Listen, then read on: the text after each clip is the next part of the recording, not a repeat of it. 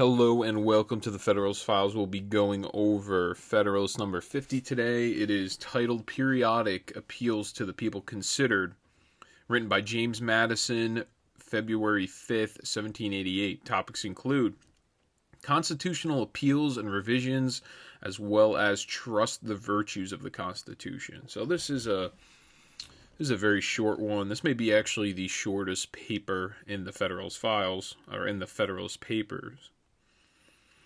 The theme of this entire one is, the very last paper was that there will be consistent changes to the Constitution or objections to the Constitution where they can once again create a convention to try to modify the Constitution. And in this one, what it's going to be is the next objection that the dissenters have, and their, as you would call it, I guess,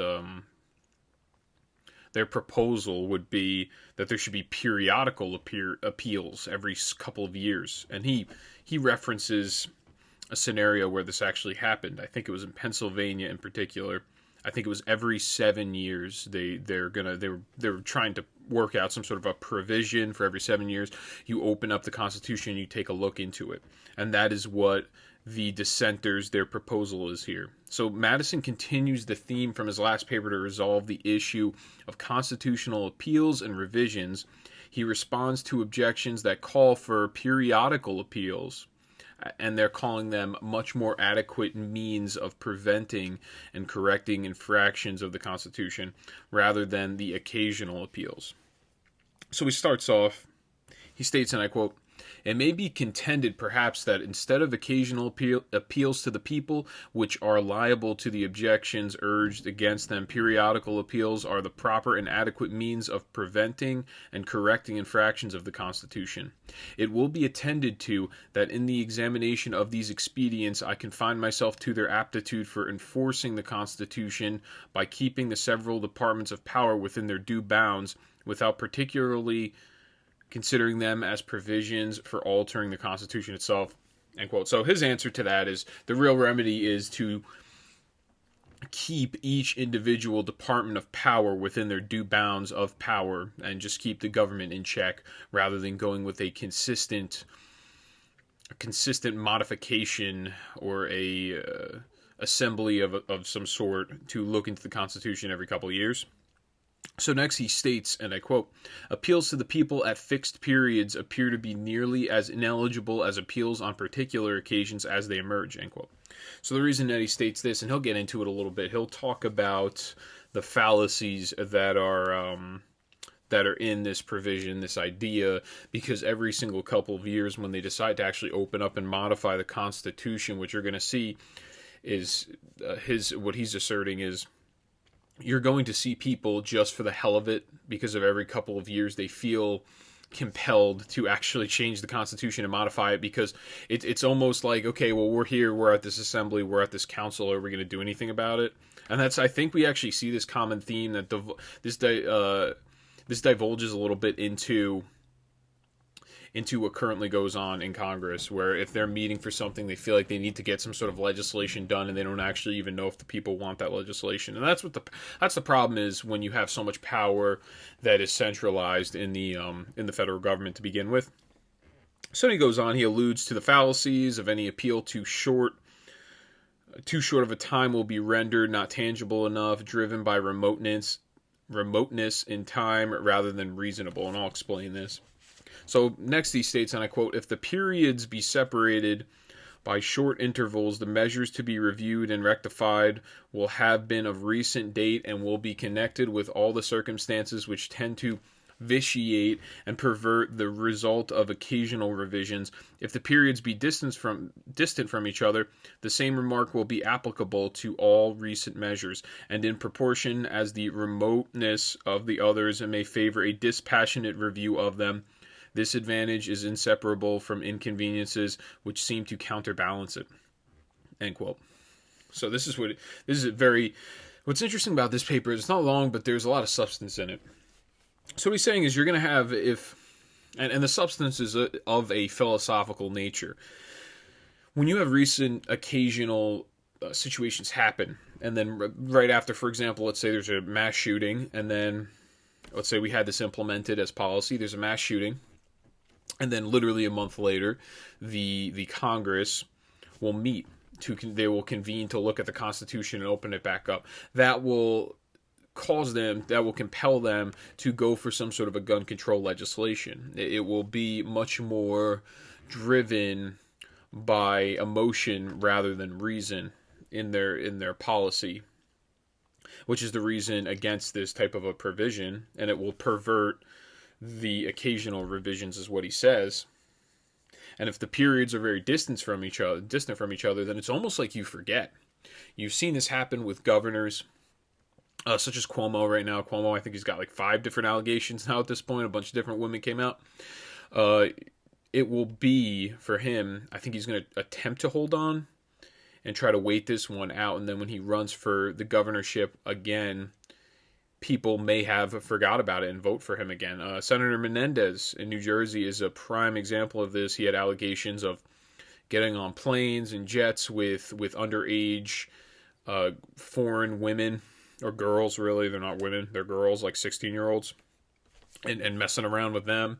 And then I want to say, 2 years later, that's when he was actually up for re-election, and he quickly got re-elected in New Jersey because we are the swamp in this state, and we have some really ignorant people that just, in a general sense, that live here and bend over to the government and take the taxation and have no problem with it, and take the tyrannical policies and actually stand in favor of the government. Oddly enough, the same government that oppresses them and takes their money from them and kills their financials. You wonder, if you're living in New Jersey and you wonder why you're living paycheck to paycheck, don't blame the employers. You should turn to your Congress people in your individual state. Those are the people that you should actually turn to. All of the different policies that we have here, we have a lot of social welfare policies. We have free college in certain respects, as in terms of going to a community college. If your family makes a low enough amount of money, you go to college for free. So we have a lot of these social welfare systems, and that is why New Jersey's ran so far into the ground, as well as our pension programs from our public employees. But that's just me getting off a little bit. So getting off into a totally different subject. And yeah, so that's just a prime example, though, of how politics works. Is if time is almost the greatest healer, people start to forget.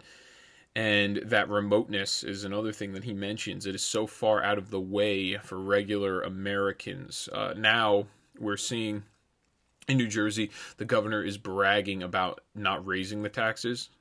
And it used to be you would brag about a tax cut, but the bragging is about not raising the taxes. You had the weed legislation that just went through recently, or they're trying to still compile the paperwork to put it into action.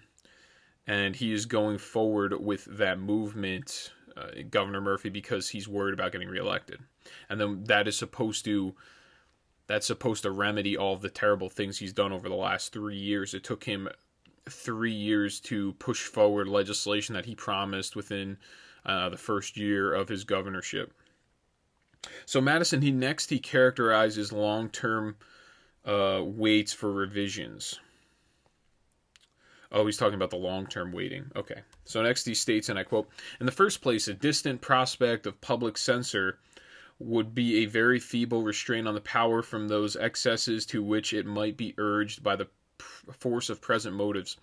Is it to be imagined that a legislative assembly consisting of 100 or 200 members, eagerly bent on some favorite object and breaking through the restraints of the Constitution in pursuit of it, would be arrested in their career by considerations drawn from a censorial revision of their conduct at the future distance of 10, 15, or 20 years? Question mark.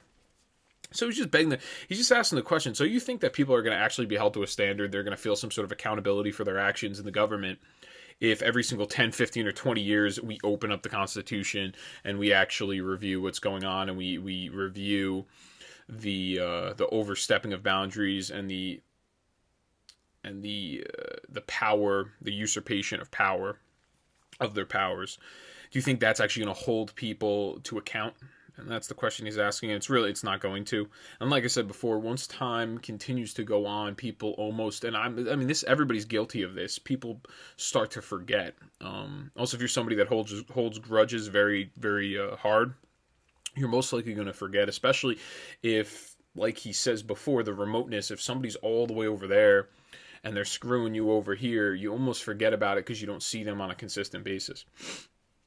So next he goes on, and I quote, "In the next place, the abuses would often have completed their mischievous effects before the remedial process would be applied, and in the last place, where this might not be the case, they would be of long standing, would have taken deep root, and would not easily be extirpated." End quote. So he's saying the effects of these provisions, or the effects of unconstitutional encroachments of power from the government, would already be applied. You would already be feeling those, and then the remedial process or the remedy for it would come next, and it would just be too little too late at that point. And if that's not the case, then at least there would still be a solid foundation for that usurpation from the government. So really, what he's saying is, essentially, is that this provision is stupid, because then what you'll have is a situation like a lame duck. If you know, let's say every single 7 years, or even like the way senators work, if you think about it this way, if a senator actually held a lot of power. So if you have the president, let's say, for example, and the president ran a 6-year term, they would act very good for the last 2 years of their term, and then as soon as they got their new term for 6 years, they would just do whatever they wanted to. That's a good way to kind of explain it. In state governments, I think it's actually more applicable, because the federal government, everyone's watching what the president is doing at all times. So there's much more accountability, especially if you're a Republican, not as much if you're a Democrat. There's a lot more accountability in that, rather than a state, because no one is really interested in the local politics. The Republicans, from what I've seen, are much more interested and involved in their local politics than the Democrats. The Democrats only care about who the president is. They don't really care about how much they're getting screwed by the federal government or by the state government. They're unaware. They are probably, if you had to take the two classes, the two political parties, they're by far the least informed of the two parties. There's Republicans that are uninformed as well, but of what is currently going on, but at least they do have a set of principles that they believe in. They may be unaware of what is being implemented around them, but they do have a set of principles, whereas the Democrat Party and from the left, from what I've seen, don't have any set of principles, and will take different principles and apply them differently depending on who the person is. For example, from what I've seen, Eminem, they tried to cancel Eminem. Some of the, not the millennials, but the newest generation, Generation Z, attempted to cancel Eminem. And the people that are my age, the millennials, are all standing up for Eminem. Meanwhile, they're very open and they were very forthright in their condemnation and canceling of Gina Carano, just because they're inconsistent. And the things that Eminem has said are much worse than what Gina Carano said. Which I don't think, like I said before, I don't really think anybody should be canceled. But they think it's not okay for Eminem to be canceled because that's on their political side. That guy's a Democrat and they know he's like a far leftist. But it's okay for Gina Carano to be canceled because she's on the right. Just because there's inconsistencies and those people just do not have, they're not principled. They are rooted much more in party animus than they are anything else. And that's why this will relate to what I'm going to go on to next. And that's why I went through this long example here. So, in other words, present motives can affect both long-term and short-term occasional appeals. Madison believed on both occasions the remedial provision would be far too late.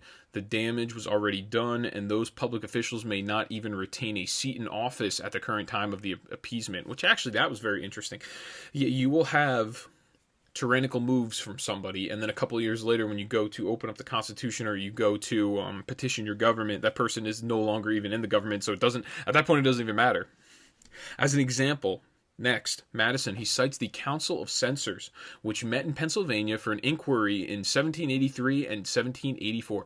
This is something that actually, I think he sources it, has never been done before, so it is very interesting. It is a peculiar instance.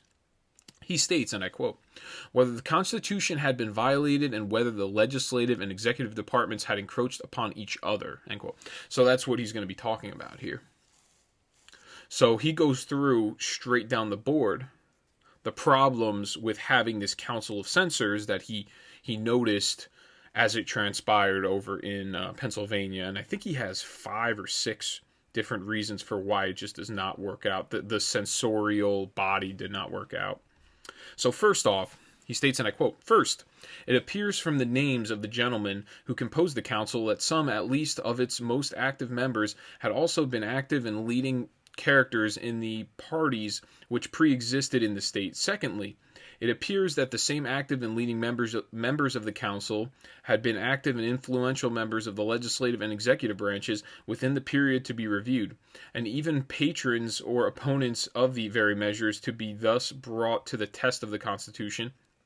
2 of the members had been vice presidents of the state, and several other members of the executive council within the 7 preceding years.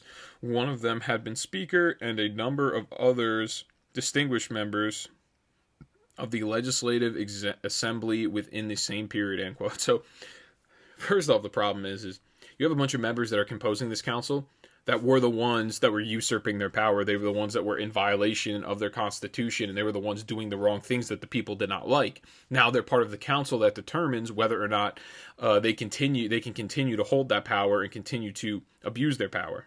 And that was the biggest problem, as I just stated. It had multiple people that were members of the vice president of the state, which is considered an executive branch position. Some people, I think, that were assembly members. Yeah, the legislative assembly within the same period. So next he goes on. Thirdly, he states, and I quote, "Every page of their proceedings witnesses the effect of all these circumstances on the temper of their deliberations.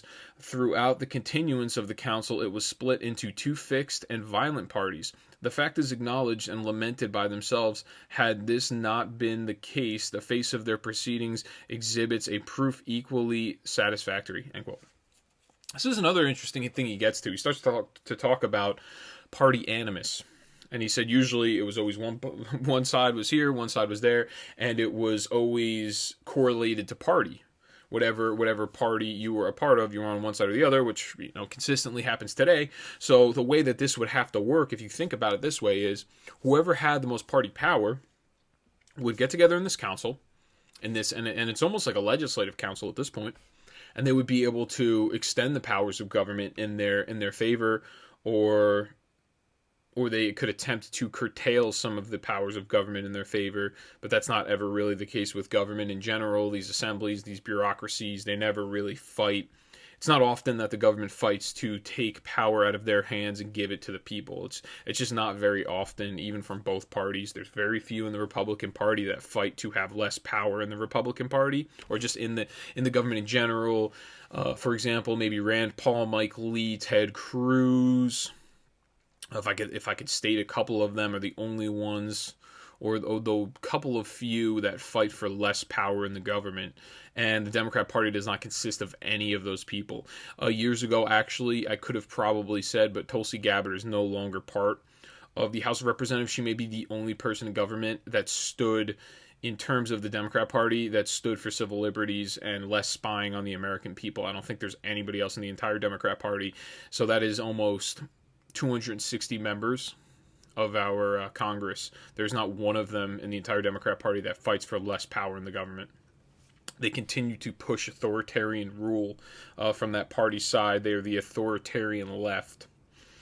So in all questions, however, this is what he states next. In all questions, however, unimportant in themselves or unconnected with each other, the same names stand invariably contrasted on the opposite columns. Every unbiased observer may infer without danger of mistake, and at the same time without meaning to reflect on either party, or any individuals of either party, that unfortunately passion, not reason, must have presided over their decisions. When men exercise their reason coolly and freely on a variety of distinct questions, they inevitably fall into different opinions on some of them. When they are governed by a common passion, their opinions, if they are so to be called, will be the same," end quote. This is very interesting. So he's saying is this is the party animus. There's going to be passion. There's not going to be reason behind this. When you give people the reason to think coolly and freely without any type of centralized system, without any type of figurehead as in a Republican or a Democrat party, they will inevitably fall into different opinions of some of them that on different spectrums. Some will be more extreme far right, some will be more extreme far left, right? And then some will be in the middle. But when they're governed by the common passion, and the common passion in this case would be a party affiliation, their opinions, if they are so to be called, saying that they might not even be their opinions, they're really just the opinion of the Democrat donkey or the Republican elephant, will be the same. They will all hold the same opinion depending on party animus. And this is kind of a problem with our system, but at the same time, you can't have it almost any other way. Because there's always going to be a group think or a group for fun in terms of funding to bring money together. There's a lot more group think than there ever was before. Now, years ago, I'm sure that there was actually a political spectrum in the United States government where some people fell very right. A lot of people actually went to their states and asked their constituency what they wanted. That doesn't really go on anymore. They just vote with whatever their party affiliation is. They don't go and speak to the people on that local level.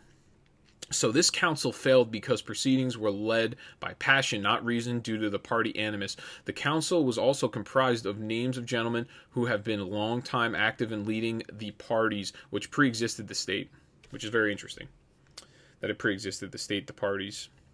All right, so next he gets into the fourth and the fifth reason, and this is, I think he says something very important here in the fifth reason.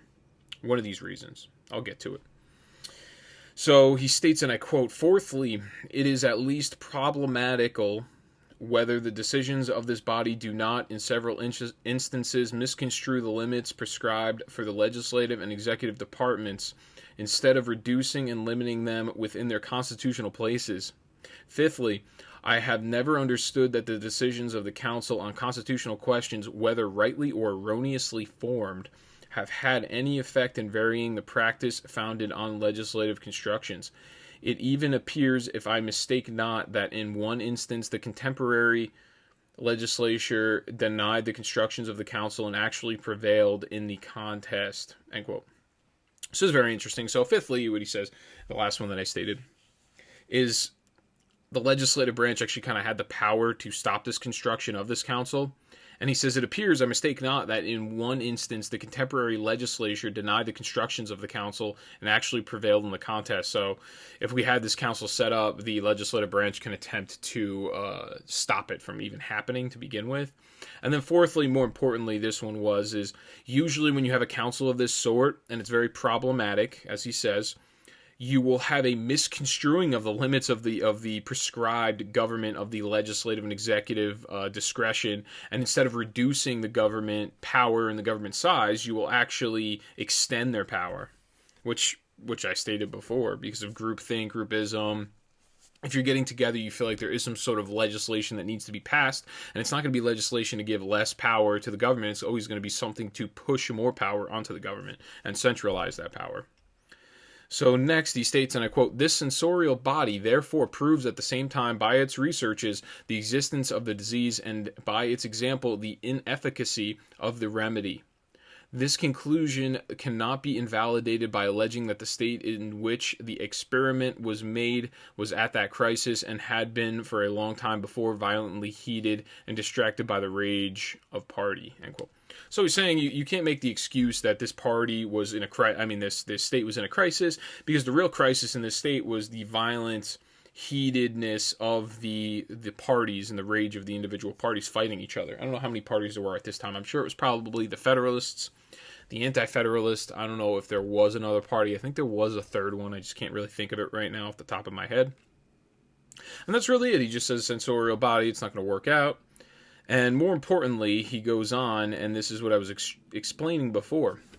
He states, and I quote, "It is to be presumed that at any future septennial epoch, the same state will be free from parties, ?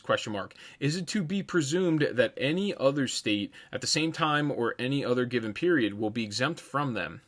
Such an event ought to be neither presumed nor desired, because an extinction of parties necessarily implies either a universal alarm for the public safety or an absolute extinction of liberty. End quote. So this is such an astute analysis, and it's very difficult when you read some of this Old English to really look deeply into it. But in here, he really he hits a home run. The very end of the quote, such an event ought to be never presumed or desired, because an extinction of parties necessarily implies either a universal alarm for the public safety or an absolute extinction of liberty. So you think, okay, so what he's saying to begin with, he's saying, okay, so this party animus, will it ever end? Will the parties ever end? Is there any time in the future where there will not be any parties? And the answer to that question is no. And he says, if there is an extinction of parties, or there's only one party, then we have an absolute extinction of liberty, and it is an alarm to the public safety. And the point of that is because if you have a one-party rule, then that party will have absolute power. And that is what the government is, that's what they're trying to currently implement with the H.R. 1 bill. They're trying to implement the system for a one-party rule where the federal government runs elections, and then we get into a very slippery slope.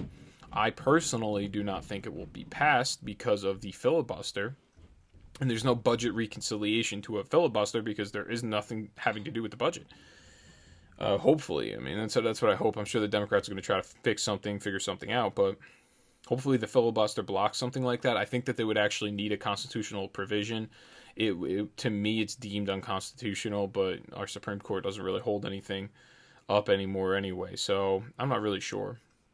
But what's more importantly, it's the idea of a single party rule or no party rule, and at that point it's either one of two things: is authoritarian regime that has taken over and that it permeates the entire government, or it is complete anarchy because there's no established government at all. So Madison, he concludes this paper by dismantling the argument that the council should exclude from the council people who have served or currently are serving in public affairs, because everybody's answer to this was, okay, well, then let's get a separate independent council that has absolutely no relation to the current governing members, which you say, oh, that kind of sounds good. Why is that a bad idea? He goes out to explain why it's a terrible idea. He states, and I quote, "With the precaution taken of excluding from the assemblies elected by the people to revise the preceding administration of the government all persons who should have been concerned with the government within the given period, the difficulties would not be obviated. The important task would probably devolve on men who, with inferior capacities, would in other respects be little better qualified. Although they might not have been personally concerned in the administration, and therefore not immediately agents in the measures to be examined, they would probably have been involved in the parties connected with these measures and have been elected under their auspices." End quote. So he's saying you're going to end up picking a council, an independent council of people that aren't involved in government, and they are going to have inferior intellectual capacities just because they don't care. They do not care about government. They're uninformed. They're not aware of what's actually going on. And for concert or for consul, they will actually go to those specific parties, and they'll go to those elected officials themselves to ask them, okay, so what should we do here? Because we have no idea what we're doing. We're unaware of the constitutional provisions. We're unaware of the way in which government works and what their role is. It is very relatable to today's society. If you ask people that are working in local government, I mean, this is really countrywide in almost every aspect of society. If you ask people that teach social studies in schools and high schools to these kids, ask them if they've ever read the Constitution in full, I'd probably say 90% of them probably have not done it. If you ask them the Federalist Papers, forget it. It's probably even a smaller percentage of them have actually read the Federalist Papers. If you ask people that are on the student board or on the Board of Education in your local jurisdiction, in your local town or municipality, I can guarantee you that probably 95% of them have never read the Constitution. They have never read the Federalist Papers. They do not understand the full formation or the role of government. And this goes on now currently in society. We have people that are, and it's not that they're ill-equipped. They're not. It's not like they're intellectual, like they actually have a mental disorder or they're dysfunctional. or that they're mentally incapacitated. That's not the case. The case is they just are uninformed, and they choose to be uninformed. And it's just like the population in this country. It's the same exact way. It's people that just are uninformed. They are, as I call them, useful and willful idiots. They choose to be uninformed when the information is right in front of them. You have a phone in your hand in which you can look up anything. And most likely, probably 95% of the time, you can get the answer to your question. But they choose not to. And this was the same relation here, is that, and at this time, obviously, they did not have the same supplies and the same things at their disposal, the same commodities where they can look things up. But at this time, they had this same problem where, if you were a blacksmith, you weren't concerned with politics. You didn't care about politics. If they asked you to be part of some sort of independent council, the first thing you would do is you would go to who the politicians are. You'd be like, what the heck are we doing here? So that is the example that he cites, and he's 100% on point with it. So Madison, to end it here, Madison believed that these men would devolve into party politics just like the assembly before them due to their lack of knowledge and respect to these political issues. Madison asserts the best remedy for enhancing the Constitution to ensure efficacy is to enforce the Constitution itself, which inherently will keep the several departments within their bounds of power and promote liberty to the people. And that will conclude this one. I greatly appreciate you all tuning in. I just want to say, just give an extra thank you, because I've been getting a lot more views recently. I've been getting a lot more listens on my podcast, whether it's the current events or it's just these other these Federalist paper podcasts. So I greatly appreciate everyone tuning in, passing the podcast around. Thank you very much. Have a good one, and I will see you all this weekend on the weekend special. Thank you.